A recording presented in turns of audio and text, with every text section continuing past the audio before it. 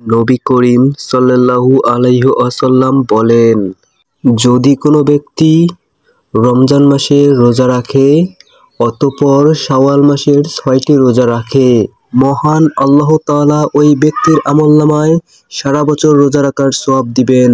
সুবহানাল্লাহ, আলহামদুলিল্লাহ। সহিহ মুসলিম ১১৬৪। তাই আমরা যারা রমজানে রোজা রেখেছি, আসুন শাওয়াল মাসের ৬টি রোজা রেখে আমরা আল্লাহ তাআলার অশেষ নেয়ামত অর্জন করি। এটি আমাদের জন্য সুবর্ণ একটি সুযোগ। নিশ্চয়ই আল্লাহ তাআলা তার নেয়ামত থেকে আমাদেরকে বঞ্চিত করবেন না। সুবহানাল্লাহ। ভিডিওটি ভালো লাগলে চ্যানেলটিকে সাবস্ক্রাইব করে লাইক, কমেন্ট, শেয়ার করে দিবে যেন অন্যরাও বিষয়টি জানতে পারে।